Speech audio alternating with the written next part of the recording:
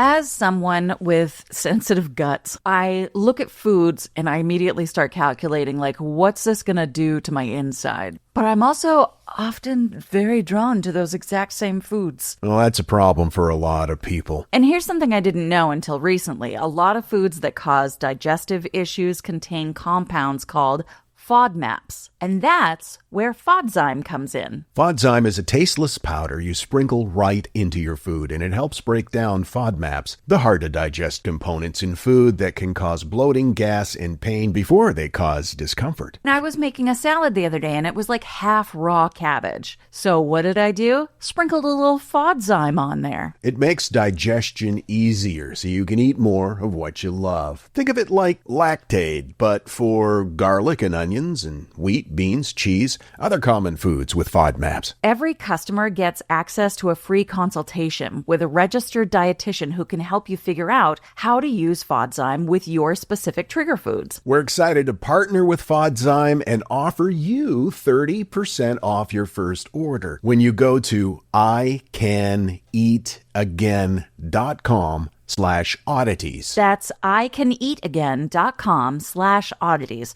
for 30% off your first order. Finally, you can enjoy your favorite foods without the pain. Just go to icaneatagain.com/oddities. Experience a membership that backs what you're building with American Express Business Platinum. Enjoy complimentary access to the American Express Global Lounge Collection and apply to find out your welcome offer, which could be as high as 300,000 membership rewards points. American Express Business Platinum. There's nothing like it. Terms apply. Welcome offers vary, and you may not be eligible for an offer. Learn more at americanexpress.com/business-platinum.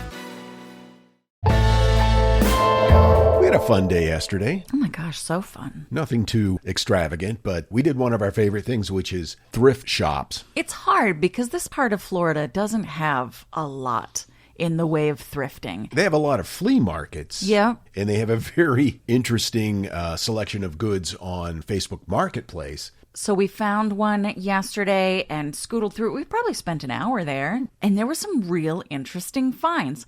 It felt to me like a place where if I have a project, I'm going to go there first. It's a real great place to find weird-ass shit you didn't know you needed. And weird-ass shit that you probably don't need but would want anyway. Yes. Although you have to be careful at this place because some of the prices were ridiculous. If you dug deep enough, you could find some bargains, but like electronics, forget it.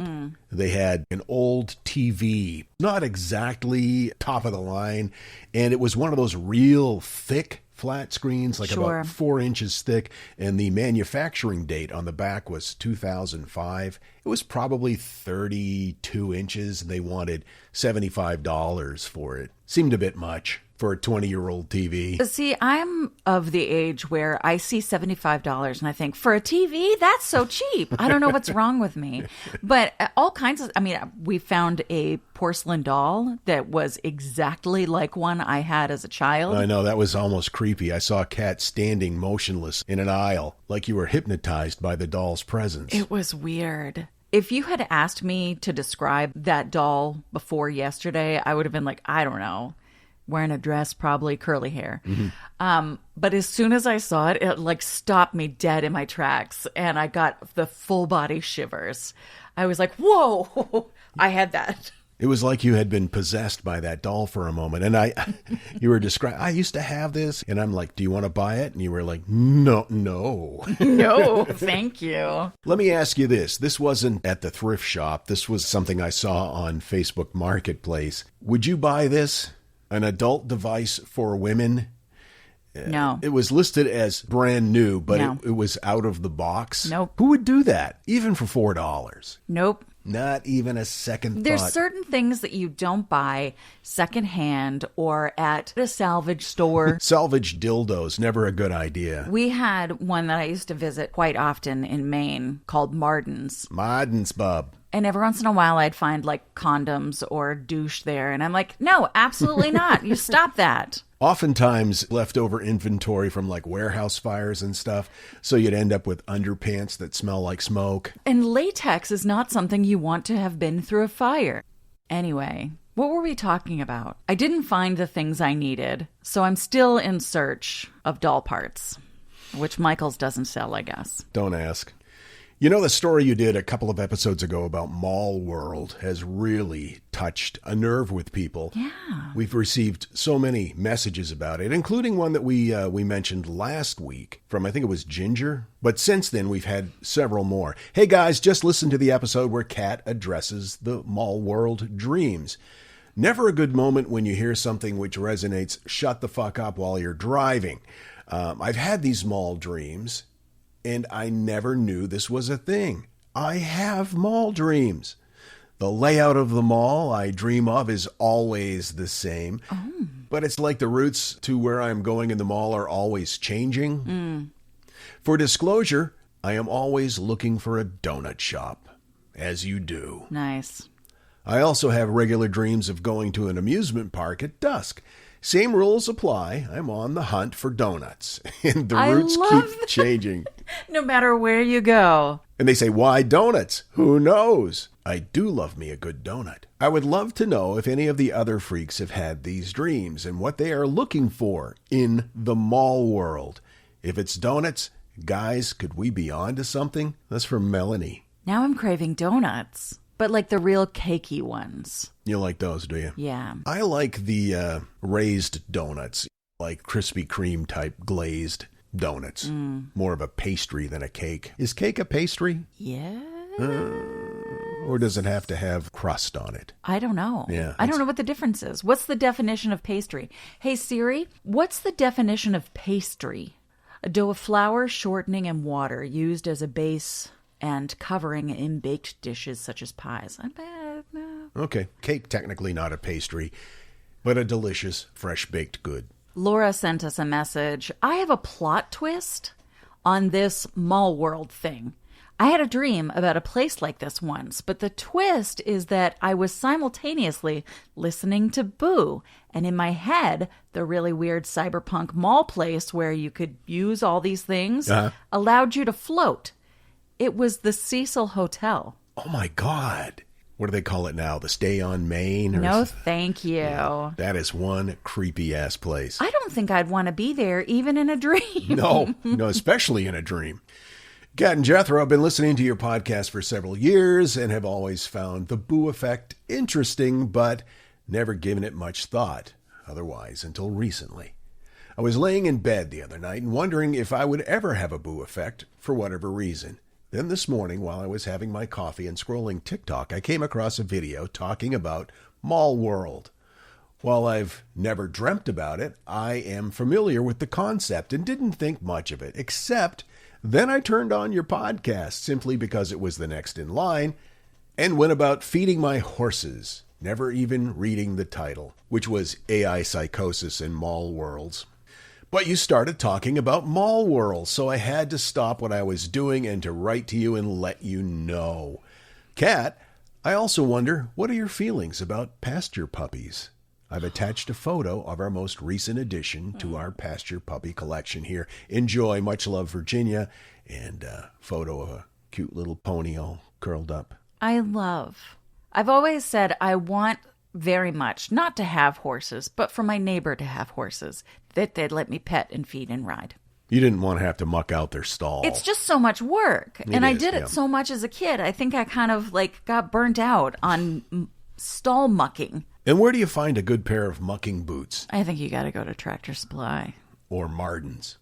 Hey, we got this email. Kat and Jethro, just a quick thank you. I heard you mention Quince on your show a while back and decided to order a few things for my mom for Mother's Day. Aww. She absolutely loved them and has already asked me where I found the brand. So thanks for accidentally making me look much more of a thoughtful daughter than I probably am. And yeah, we love Quince. I'm wearing my Quince shorts right now. And making our way into summer, those shorts are going to be an essential for you. Quince has beautiful everyday pieces like 100% European linen pants Dresses and tops with styles starting at $32.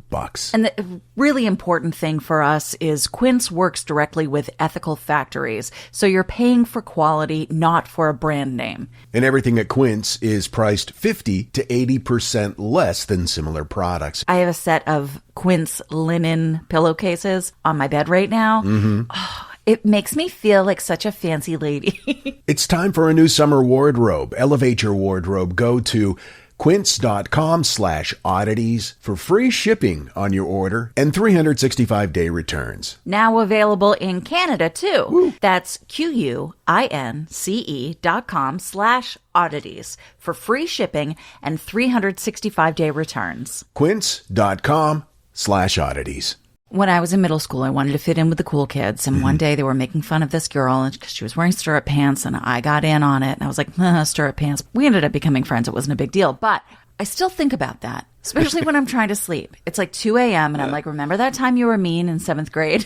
I do that all the time. Those thoughts can spiral out of control and cause insomnia. And as a person that suffers from that, I'm loving the products that we get from Tanasi. Calm, relax, easing of your anxiety, relief. It soothes and relieves aches and pains. You'll get rest, better sleep. And all Tanasi products are THC free and contain a patented CBD plus CBDA formula. Makes it 2 times better than CBD alone and better than over-the-counter drugs like acetaminophen when it comes to supporting your body's response to inflammation. Their soft gels are especially popular because they're an easy addition to your daily routine, and their gummies are a great option if you're new to CBD. They have tinctures, too. Satisfaction guaranteed. Give Tanasi products a try, and if you don't love them, you'll receive a full refund. Go to Tanasi.com and use promo code ODDITIES to get 25% off at checkout. That's TANASI.com to get 25% off your first order with promo code ODDITIES. Hey, Kat and JG, this is from Ginger. Okay, I have to follow up on the Mall World stuff. Oh, yeah, she was the one who wrote the email last week. Kat, when did you visit the antique store there? Was it before or after the live show in OKC this past fall? I think we were in Ecuador, so it would have been before. Okay. But Ginger continues, the reason I ask is because both my ex-husband and my current spouse both have visited Mall World too, but only after knowing me. They didn't visit Mall World before that. Huh. It very much is like a video game, more like training grounds, to be honest. At least that's what it feels like. Not sure what for, but there you have it. My therapist tells me I need to write a book about my experiences in Mall World since they're so elaborate. I just don't know exactly how it would be taken since it's aligned more with spirituality, in my opinion, rather than rooted in science. Thanks again. Much love. It's always a pleasure to hear you in my ear holes. Well, it's a pleasure to be in your ear holes, Ginger. Thanks, Ginger. Subject line on this, Mall Worlds, Kat and Jethro. I was listening to the Subject podcast and was amused that Kat would mention dreaming at empty schools at night. I had a dream many years ago that took place in an almost empty room at my high school. I was in the orchestra at school, and in the dream, I was there with other members of the orchestra, though not all of them in the orchestra classroom, which was on the 3rd floor. I felt the need to open a window, so I lowered the top sash of one of the windows, and when I did, the sash fell to the ground. One of the others suggested that we need to go down and retrieve the sash, so we climbed down the fire escape to the ground. But it was so dark we couldn't find the sash anywhere. So that same boy suggested that we go into the grounds equipment storage room, which was handily in the bottom of the building, and rode a lawn tractor out with its headlights on, shining very brightly. I immediately found the sash on the ground, bent down to lift it up, and when I did, I found that there was no glass in the sash anymore, and the frame was all wiggly. And the boy on the lawn tractor turned to shine the lights on the empty sash, and I said, "But soft, what light through yonder window breaks?" Wow. Shakespearean dream. I woke, and it was a long time before I could stop laughing. Yeah, it's a pretty good dream joke. The thought that I would quote Shakespeare in a dream had effectively turned my giggle box upside down. That's from Bill. Interesting. I love that. That's hilarious. Cody wrote us, most recent box as of today, y'all talked about breaking into schools. Well, not really. That was part of the mall world thing, right? We were talking about school spirits. Oh, yeah. Yeah, that's right. And how often they're in the school after hours. And I was like, how are you all getting into the school? Anyway, yeah, right. As someone that used to break into our school for shits and giggles, there's actually a myriad of ways, depending on the school, to be honest. Thanks, Cody. Yeah, that's a good tip, Cody. Thanks. Of course you can break into your school. Don't be silly. Hey, Kat and JG, I know you guys will really love this. It's a story about my mother. After she passed away, I inherited a sealed cardboard box from her attic. Written on the side were the words, "Do not open until necessary." Naturally, I spent a long time wondering what was inside, and eventually, curiosity won out. Of course. Opened the box. It contained another smaller box. I opened that box, and there was a handwritten note. It said, "See, I knew you'd open it." LOL. Just one final joke from a woman who knew me well. That's so funny. From Tom. Oh, my God. What a gift. Isn't that a wonderful gift? One last practical joke. Study and play come together on a Windows 11 PC. And for a limited time, college students get the best of both worlds. Get the Unreal College Deal. Everything you need to study and play with select Windows 11 PCs. Eligible students get a year of Microsoft 365 Premium and a year of Xbox Game Pass Ultimate with a custom color Xbox wireless controller. Learn more at windows.com/student offer. While supplies last. Ends June 30th. Terms at aka.ms/collegepc. LinkedIn is pretty amazing at helping you grow your small business. We cannot make your email response time faster. We can help you sell, market, and hire in one place. We cannot help you find space for your 3 desk drinks. Why do you have 3? And while we can't help you find the perfect volume for your presentation video, LinkedIn can help you find the perfect audience for your business. Grow your small business on LinkedIn. Learn more at linkedin.com/smallbusiness. Mike writes us, "Hi, Kat and JG. I was just listening to an episode from January, and you were talking about releasing the butterfly.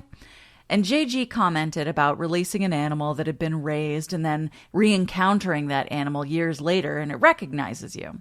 That happened to me. Back in the 60s, when I was in high school, a friend and I stumbled onto a pair of baby raccoons. They didn't have their eyes open yet. Mm-hmm. We took them home and raised them. The one I raised, I named Snooper because she was curious about everything." It's actually a great name for a raccoon. Yeah, because they look like they're about to burglarize you. And they often do. When she was about a year old, we started letting her spend time outside. At first, it was just a few minutes, but eventually the stays outside became longer and longer. And then she stopped coming back. A couple of years later, a neighbor called and said that something was in his tool shed, and he wanted Dad to bring his shotgun over and see what it was. Dad grabbed the shotgun, and I tagged along. Noises were coming from the shed. Dad readied the shotgun, and the neighbor threw open the door. There was a low, recognizable growl.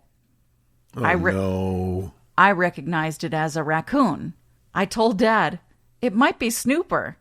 At the sound of my voice, the raccoon started making trilling noises. Oh. I called her name again, and a 30-pound ball of fur came flying out of the shed and attached itself to me. Oh, no. The neighbor almost had a heart attack. It was indeed her. She stayed around the house for a few days and left again, never to return.